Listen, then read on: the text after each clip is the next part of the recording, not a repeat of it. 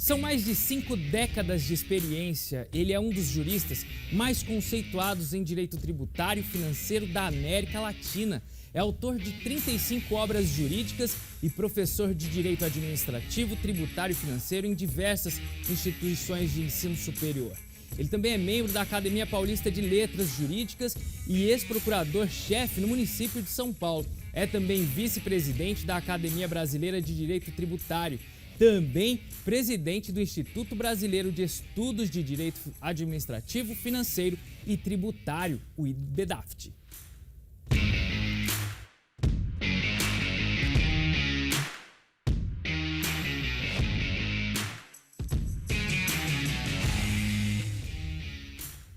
Você seja muito bem-vindo ao Poder e Negócios de hoje, que recebe o jurista Kiyoshi Arada. Doutor Kiyoshi, um prazer tê-lo aqui no Poder e Negócios. Prazer é meu, Tiago.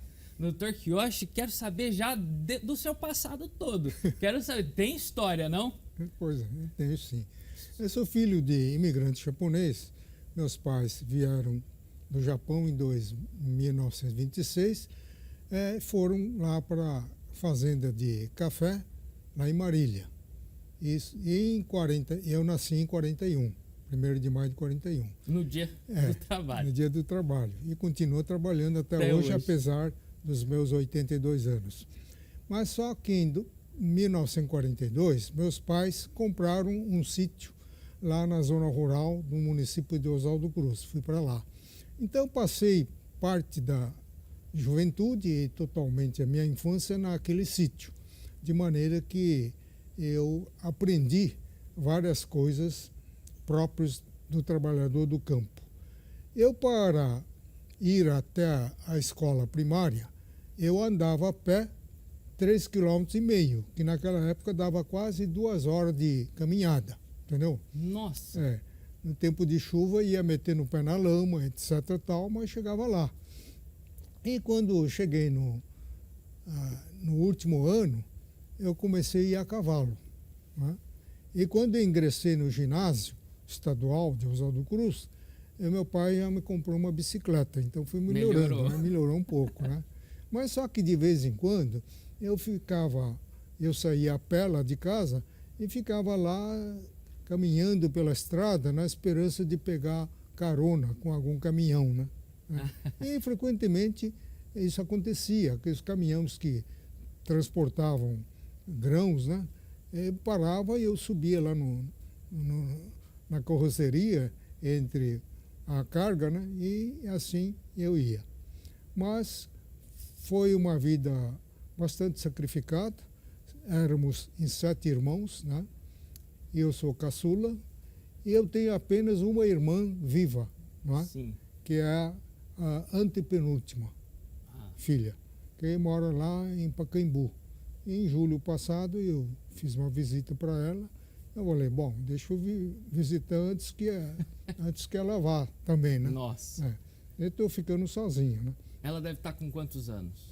Eu estou com 82, ela deve estar com 87. Nossa! 87. Mas ela ainda ativa, assim como o senhor? É ativa. Não, ela perdeu o marido, depois que perdeu o marido, parece que ela entrou em desânimo, entendeu? Então ela se retirou lá por um sítio na casa da filha dela. Antes estava na cidade lá, né? Mas é assim. Mas naquele sítio eu aprendi umas sérias habilidades. Comecei a trabalhar aos 14 anos, só que antes disso já fazia algum trabalho caseiro, como alimentar os porcos, a galinha, alimentar os cavalos, né? Essas coisas todas. Depois, aos 14 anos, comecei a trabalhar na roça, capinando mesmo, plantando soja, amendoim, milho e, ultimamente, café. Em 55, por aí, comecei a plantar café. Depois, o café foi crescendo, no 3º ano começou a carregar e eu colhia o café, entendeu? E começava a colheita em julho, época de inverno. Você tem que meter a cabeça dentro do pé do cafezal, com aquele orvalho pegando no seu rosto, e com a mão você conseguia tirar os grãos de café, entendeu? E ao depois era feito um monte com rastelo. Sim. E finalmente, com uma peneira, você peneirava, separando os galhos, as folhas do café e ensacava. E aí depois você carregava até a estrada, né, que ele cortava o sítio. Sim. E de lá você ia com uma carroça, né? Normalmente esse trabalho era meu. Meu irmão ajudava a colocar a saca de café dentro da carroça e a gente levava até o terreiro. No terreiro lá para secar. E aí todo dia você ficava lá com o rastelo fazendo um caminho lá para abrir, para secar. E à tardezinha você tinha que fazer o monte e cobrir com um encerado impermeável. Né? De manhã você tirava o encerado, abria outra vez, assim, né? Era assim. E ficava assim uma semana, até que meu pai chegava lá, experimentava o teor da secura, falava, não, agora pode ensacar. Sim. Aí ficava na tulha. E me diz, doutor Kiyoshi, quando que começou o direito na vida do senhor? O direito não era intenção dos meus pais me tornar um engenheiro ou médico. Ele falava que tem que ser médico. Mas, por limitações econômicas, ele não tinha condições para sustentar a minha vida acadêmica. Então, o único curso que restou foi o direito, que tinha curso noturno, entendeu? Sim. Eu fiz um ano de cursinho para entrar na São Francisco, entrei em 63 e me formei em 67, não é? Mas há males que vêm para o bem. Sim. Porque o direito é o único ramo científico em que há uma abertura de um verdadeiro leque de opções. Você vai para a magistratura, Ministério Público, advocacia, diplomacia, fiscalização. Sim. E tudo isso. Né? E ao passo que a medicina e outros ramos não têm toda essa flexibilidade que o direito proporciona. E aí o senhor se tornou procurador lá em São Paulo. Aí me formei e fiz amizade com o professor Rui Barbosa Nogueira, que ele fazia mesa de debate semanal de direito tributário, entendeu? Então, eu fiquei encantado com as aulas dele, e quando eu fui sair do jurídico do Banco Crédito Real, de Minas Gerais, na Rua São Bento, e fui para a Cooperativa Agrícola Bandeirante. Né? E lá, a maioria das questões eram de natureza tributária. Então, tinha uma época que eu tive que impetrar 10, 12 mandados de segurança para liberar as sementes procedentes da Alemanha, entendeu? Então, para não pagar o tal de taxa de despacho aduaneiro. Não é? Então, fui inovando a tese, até que essa tese ficou pacificada como sendo um adicional de imposto de importação. Estando isento o imposto, então não poderia cobrar taxa. Aí fui ganhando as causas tributárias, aquilo lá me empolgou. Aí eu falei, vou fazer especialização em direito tributário. Sim. Então, sob a regência do professor Rui Barbosa Nogueira, eu fiz 2 anos de especialização e tornei-me especialista em direito tributário, e até hoje. Né? Só que eu sou especialista em direito tributário, mas com aquela preocupação voltada para o direito como um todo. Porque o grande mal do especialista, ele acha que o ramo da sua especialidade é uma ciência autônoma, que não tem ligação, entendeu? Então, o tributarista acaba destruindo o direito administrativo, destruindo o direito financeiro, e não o direito constitucional, que é a base do direito tributário. Mas eles se enxergam apenas sobre a ótica do direito tributário. Sim. Então, a minha divergência com a OAB de São Paulo foi exatamente que a OAB queria impetrar mandado de segurança para corrigir a tabela do IR. Falei, isso daí não é matéria tributária. Isso é questão de política tributária, que está fora do direito. Sim. Eu vou impetrar, não sei o quê. Impetrou. Tá vendo? Pegamos a liminar. Falei, mas qual é o índice que o juiz aplicou para corrigir a tabela do IR? Não, o juiz vai definir ainda, porque ele não sabe. Sim. Então ele tirou do bolso do colete e falou, não, o índice do IBGE, entendeu? Aí fizeram o recurso, falei, não é IBGE, é da FIP. Aí fizeram outro recurso para o Superior Tribunal de Justiça, mas nem uma coisa nem outra. É o e INPC ampliado, entendeu? Falei, então legislou 3 vezes. Claro, porque a matéria não era jurídica, não era de direito, entendeu? Então, essas coisas foi passando, entendeu? Até que eu tive a ideia, em 2019, depois de tanta experiência, vendo o confronto das disciplinas, resolvi criar um Instituto Brasileiro de Estudo de Direito Administrativo, Financeiro e Tributário para, pelo menos, conjugar as 3 grandes disciplinas de direito tributário para não haver esse choque, né? Porque o direito tem que se harmonizar, né? Tem que se harmonizar. Principalmente essas tributário, financeiro, administrativo. Doutor, a gente vai agora para um rápido intervalo, mas na volta a gente vai falar do IBDAFT. Fica aí, a gente volta já.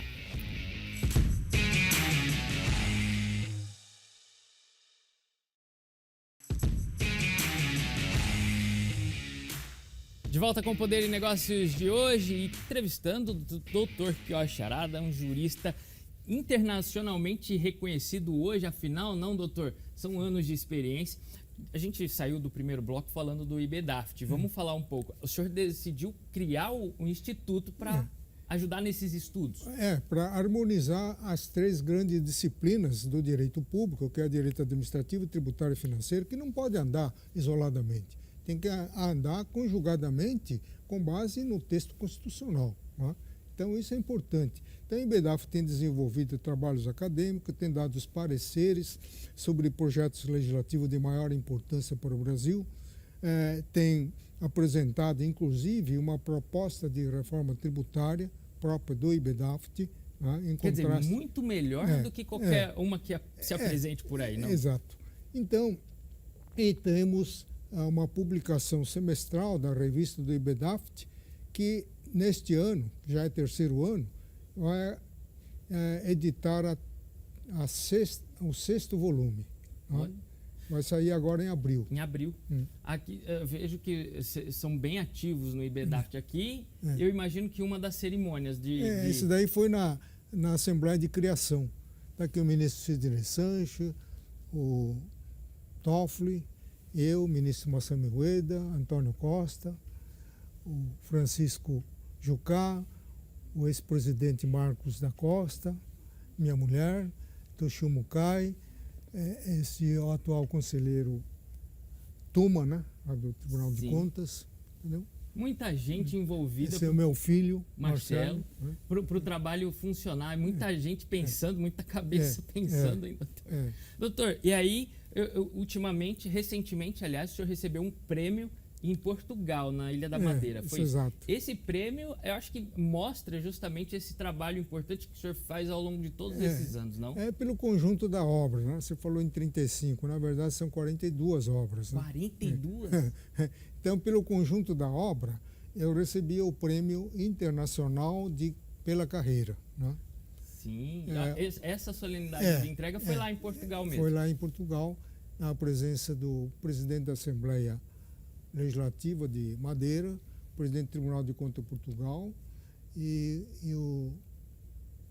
várias outras autoridades. Né? Sim, acho que até, inclusive, esse reconhecimento todo internacional faz toda a diferença, porque a gente abriu até o programa dizendo que o senhor é reconhecido aqui na América Latina como um dos principais juristas. E aí esse reconhecimento chega lá fora. Aqui, olha. São vários os títulos que o senhor vai recebendo ao longo do tempo, não?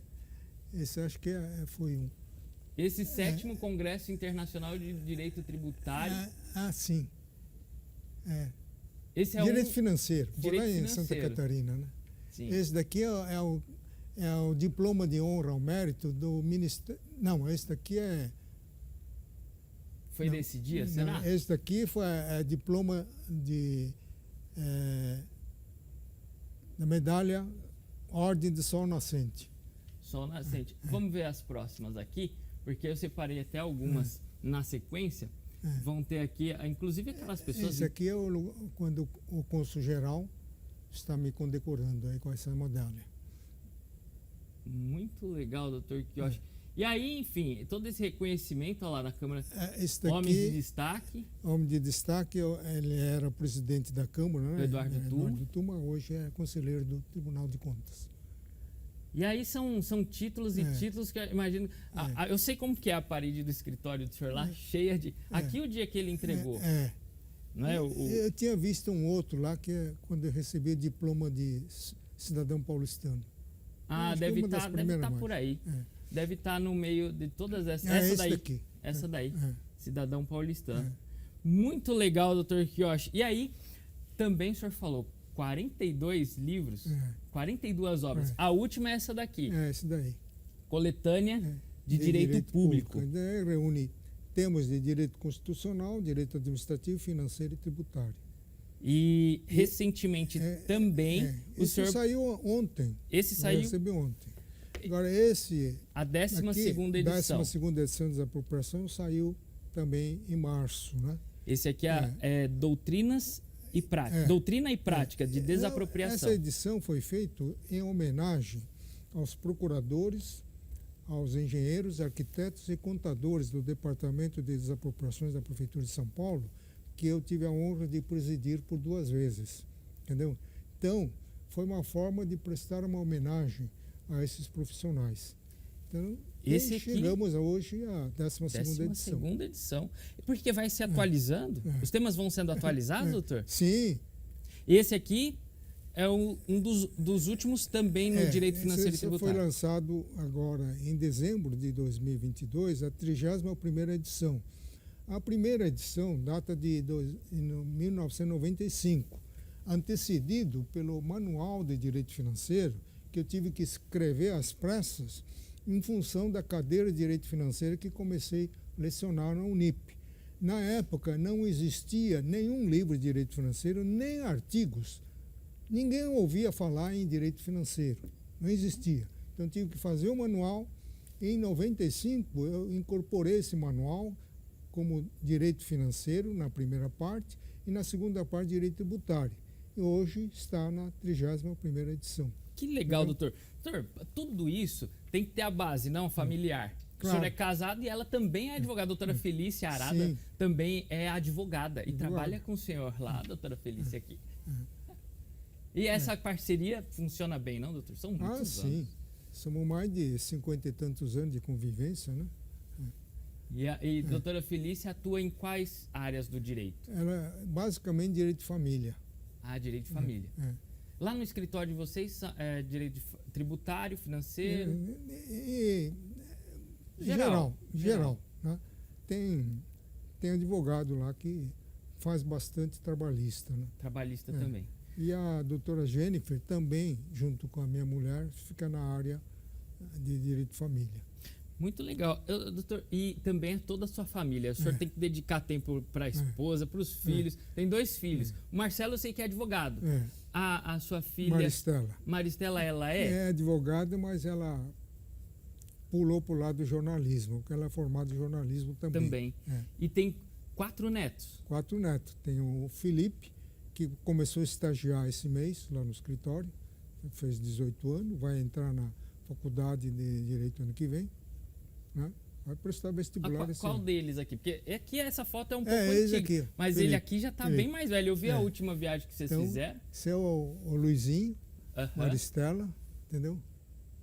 Esse daqui acho que foi lá na China. Esse prédio aqui é na China? Da praça lá, na China. Aqui é meu filho. O Marcelo. Minha filha, entendeu? Será que a gente já consegue passar para a próxima foto? Da família do senhor, porque mostra, é uma família muito grande, hein, doutor? Muito grande, Não, da minha parte, eu tenho poucos parentes, né? Como eu já disse, eu só tenho uma irmã viva, né? Sim. Agora, a minha mulher tem mais de 150 parentes aí espalhados por aí. Imagina só isso. Doutor, e no lazer, o que o senhor gosta de fazer? Olha, meu lazer, eu gosto muito de pescar, sabe? Golfe não posso jogar porque deu um mau jeito aqui no ombro, aí dói. Sim. Entendeu? Esporte predileto meu na juventude era judô e kendo, esgrima. Tá? E depois, por Mas falta eu sei que de o senhor tempo, gosta de viajar bastante. Eu viajo bastante, sim, para o exterior. Só para o Japão já fui 4, 5 vezes. Entendeu? Eu era para ir em 21, mas aquela pandemia proibiu. A pandemia, agora, imagino que mudou totalmente a este rotina. ano eu ia fazer, mas a minha mulher já tem dificuldade de fazer viagens longas, né? Sim. Entendeu? Mas já conhece muitos países, senhor. Mas, olha, cheguei a uma conclusão. Melhor lugar é na sua casa. É verdade, né? É na sua É casa. um lugar de tranquilidade, não? Com todo amor dormir, hotel 5 estrelas e tal, você não tem o mesmo conforto da sua casa. Que tem em casa. Doutor, a gente vai para um outro intervalo comercial aqui, mas é muito rápido. Fique aí, a gente volta já já com esse bate-papo.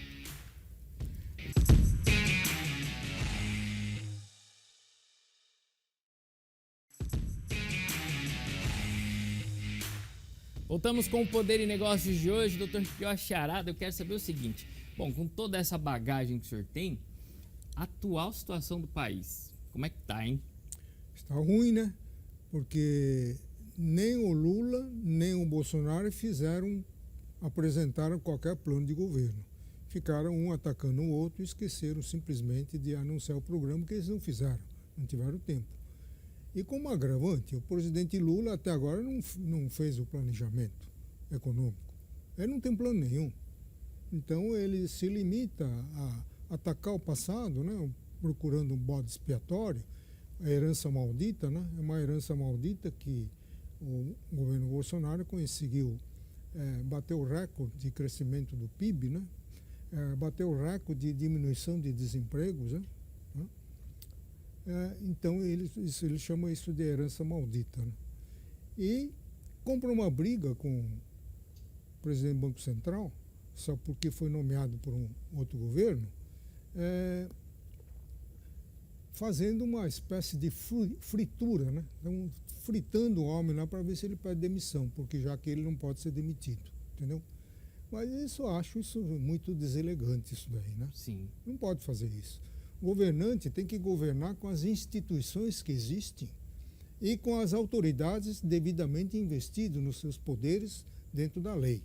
Ele não pode querer mudar o juiz, não pode querer mudar. Sim. Ministro, sim, porque é o cargo demissivo ad nutum, mas o presidente do Banco Central não pode, entendeu? Assim como ele não pode mudar os deputados, os senadores. Sim. Ele tem que governar com o que existe. Sim. Não é? E coisa que ele não quer fazer, entendeu? Então, ele acha que tem que baixar a taxa de juros para fazer a economia crescer. É o contrário, entendeu? Então, a economia crescente que vai dar margem para o Banco Central reduzir a taxa de juros, entendeu? Para o quê? Para expandir o consumo, entendeu? Ah, então é o inverso. É o inverso, entendeu? Ele está fazendo o inverso. Agora, a questão da reforma tributária, que a gente ouve falar da reforma tributária já faz um bocado de tempo. Eu fiquei sabendo que o Bernardo Api está como secretário extraordinário da reforma tributária no governo atual. Não sabia disso. Ele é um bom nome, ele que fez aquele projeto de 2008 do IVA, né? Só que ele, muito inteligentemente, ele criou o IVA nacional e o IVA estadual. E para facilitar a vida do contribuinte, para compensar o crédito de um com o outro, ele fez tal de barquinho, né? Vai e volta. Né? Mas agora ele pegou esse projeto que já está maduro, tanto na Câmara 45, como no Senado, que é o 110. Então não pode mexer muito, né? Sim. Então aquilo está sob formato de um impostos sobre bens e serviços. Não há impostos sobre operações com bens e serviços. É imposto sobre bens e serviços. Então, essa nossa fala aqui pode ser, inclusive, o ar que você respira, em tese pode ser tributado, porque bens é um conceito ilimitado, em aberto, entendeu? Então, isso é um absurdo, entendeu? Agora, por isso que eu digo, dizia para você, nós temos um amor coloquial pela cultura europeia. Até árvores trouxeram lá da Europa, né? Porque a árvore brasileira não presta, tem que ser da Europa. Então eles importam as toneladas à doutrina europeia, e isso aqui é muito mal digerida, né? Então importaram o IVA, só que o IVA cabe para os países europeus, que são países unitários. Não existe briga entre Estado, município e o poder central, como existe no Brasil. E muito mal digerida, porque eles meteram uma alíquota uniforme de 25% para todos. E lá na Europa tem a alíquota de 18%, 16%, 14%, 8%, 6%, até 0%. Sim. Existe uma flexibilidade. Aqui não. Desconhece a realidade do Brasil, que é o 5º país do mundo em termos de extensão territorial. Isso, por si só, gera diferenças econômicas, sociais entre as várias regiões do país. Então, o sistema que serve é o sistema atual, em que, além dos impostos privativos, tem um sistema do quê? De entrega de produto de arrecadação da União para os estados e municípios e, principalmente, para a região norte, nordeste, centro-oeste. Então, tudo isso vai acabar. Sim. Entendeu? E depois tem a autonomia financeira e administrativa assegurada aos estados pelo artigo 18. E o artigo 30 assegura a autonomia municipal. Não existe outro país no mundo com 3 esferas de poder. Não, sem hierarquização. São poderes horizontalizados. Sim. O que é da competência do município, a União não pode meter o bedelho, nem o Estado, sob pena de inconstitucionalidade da lei. E tem cláusula pétrea, né? Quer dizer, nem o legislador reformador pode discutir uma emenda tendente a abolir essa cláusula pétrea, o sistema federativo, entendeu? Então, por aí, essas 2 PECs já estão condenadas, entendeu? Agora, vem o ex-deputado Carlos Aloi, nem isso daí o problema é compensado, então o poder impositivo é da União, mas o poder de arrecadar é dos estados. Mas não é, isso não traduz o princípio federativo. Quer dizer, o princípio federativo é exercer a competência tributária por inteiro, instituir e arrecadar e fiscalizar. E isso comprometeria a vida do povo, né? Sim. E depois quebra o Estado. Então, quem fez esse projeto sabe que quebra o Estado.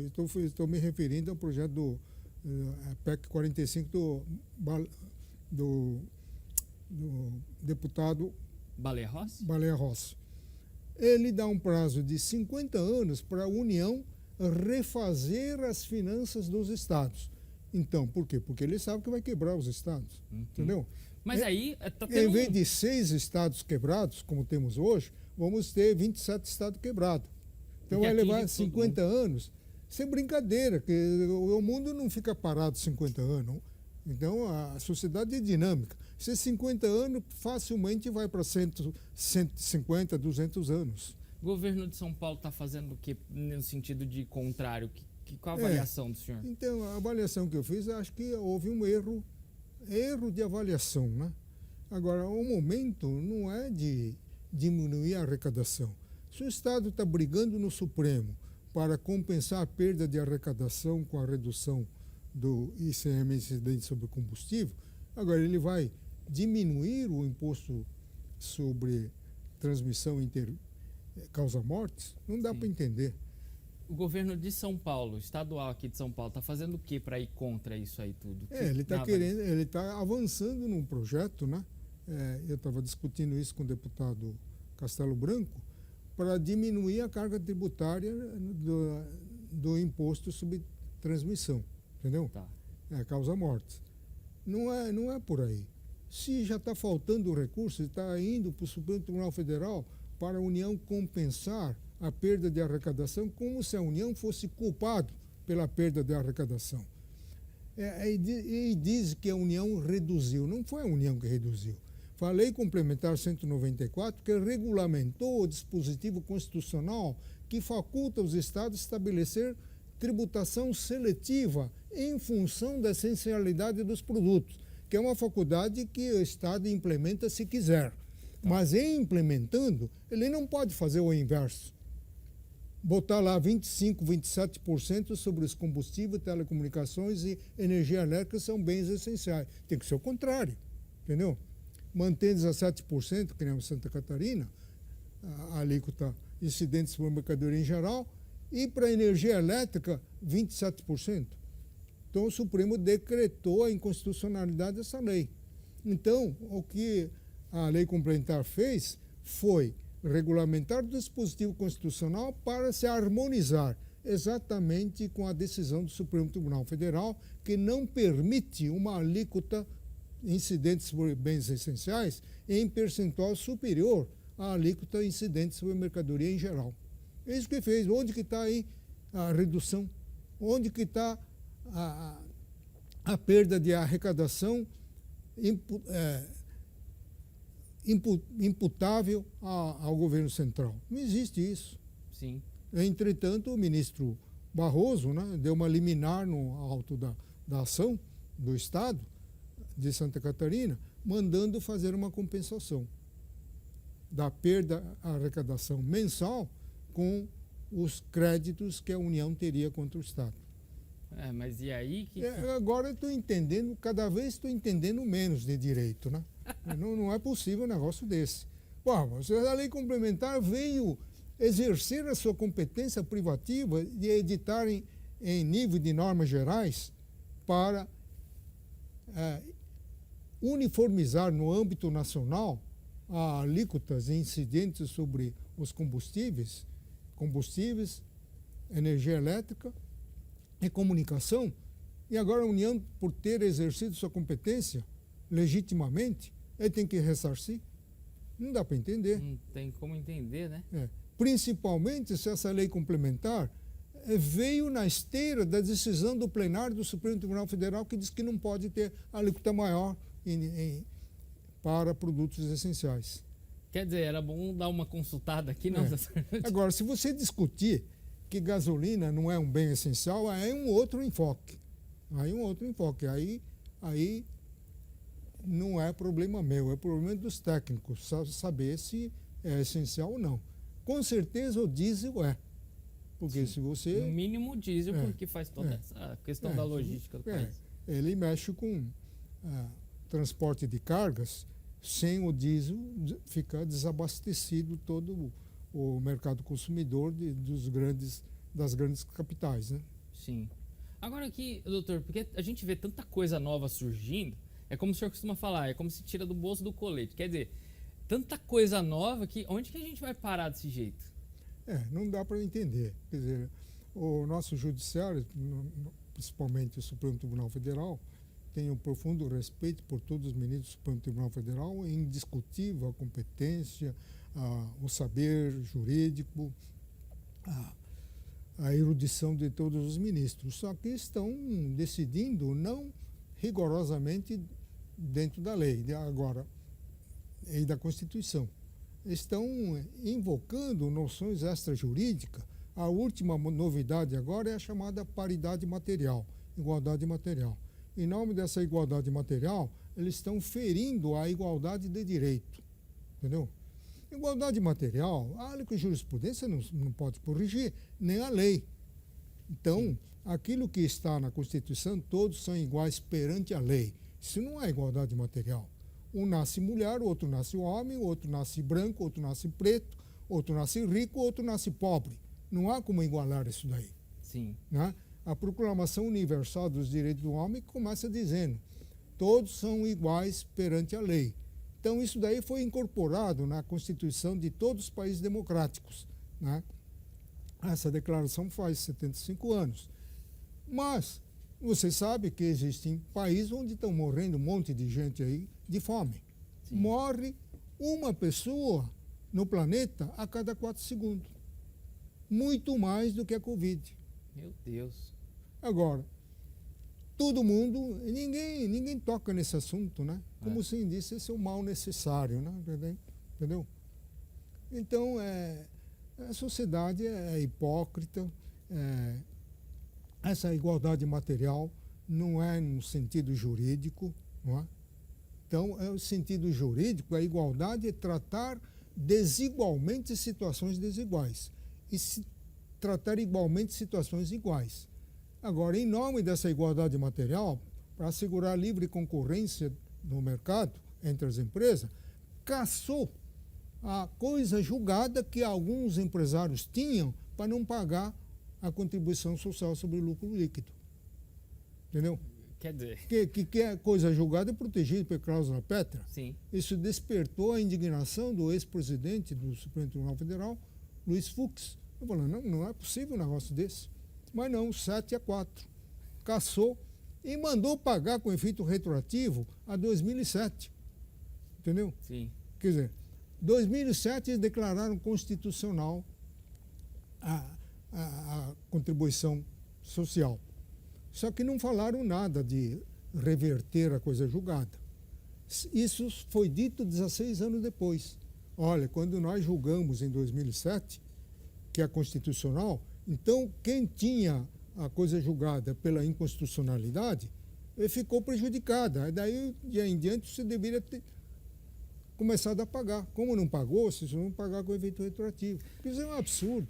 É isso aí. Doutor, a gente vai para um rápido intervalo. Poder e Negócios volta já.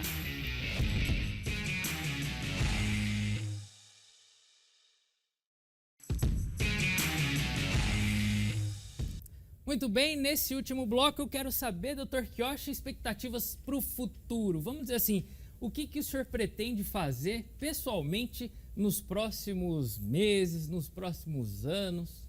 Eu vou continuar a minha rotina, escrevendo bastante, dando entrevistas, fazendo palestras e procurar atualizar as outras obras que já estão esgotando, né? E pensar num projeto de escrever a 43ª obra, porque em final de março vai sair a 43ª obra, ITCMD, Doutrina e Prática. Então eu vou partir agora para a 44ª. Né? Vamos ver se eu consigo chegar nos 50. Consegue? Porque quanto tempo o senhor leva para escrever um livro desse aqui?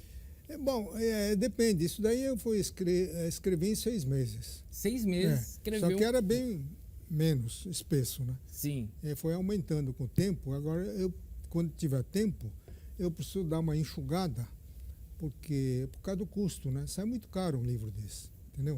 Para produção. Então eu tenho que diminuir páginas e procurar sintetizar mais. Como esse aqui, por exemplo. Isso daí, esse aqui, quanto tempo o senhor levou para escrever? Isso daí acho que 2 meses. Em 2 meses o senhor escreveu? Eu estou habituado a escrever. Às vezes tem um editor, me telefona, né? Olha, ficou um buraco aqui na revista, aqui 1,5 páginas. Você pode mandar um texto para mim? Daí em 20 minutos estou mandando um texto para ele. Quer dizer, 1,5 páginas em 20 minutos com toda aquela coisa. Bom, a Constituição, a lei tal, artigo tal. Tem tudo isso na cabeça, não, doutor Kiyoshi? Então, é a vantagem de quem foi professor e quem faz palestra e quem escreve livro e escreve artigos. Sim. Então, você faz uma interação. Então, você quando eu vou fazer uma pouquinho palestra, eu aproveito o que eu escrevi, texto de artigos, etc. Não vou escrever um artigo, eu aproveito a palestra que eu fiz. Sim. Então, tudo isso que eu falei agora sobre a coisa julgada, foi uma palestra que fiz para os desembargadores do Tribunal de Justiça do Paraná. Sim. No dia 7 de março. Recente. Doutor, a gente está indo para o final do programa e eu quero agora fazer o seguinte. É um jogo rápido. Eu vou falar o tema, uma palavra, e o senhor me responde com uma palavra ou uma frase, mas é coisa bem rápida. Vamos lá. Trabalho. Eficiência. Advocacia. Penúria. O tributário. Caos. Cenário econômico atual. Nebuloso. Um sonho do senhor. Continuar trabalhando. Fé. Muito carinho. Vida. Saúde. Poder. Exercer. Negócios. Fazer. O sucesso. É o auge. Kiyoshi Harada. São o cidadão comum. Doutor Kiyoshi, um prazer ter batido esse papo aqui com o senhor no Poder e Negócios. Espero que o senhor volte aqui muitas vezes para conversar com a gente, que é um bate-papo enriquecedor, sem dúvidas. Obrigado, viu, doutor Kiyoshi? Eu que agradeço, Tiago. Olha, infelizmente a gente não tem mais tempo, o Poder e Negócio de hoje fica por aqui, mas olha, trechos do programa estarão disponíveis no nosso Instagram já nessa semana e o programa todo na íntegra no nosso canal no YouTube. Aproveita aí para seguir, curtir nossas publicações. Tenha você uma excelente e abençoada semana.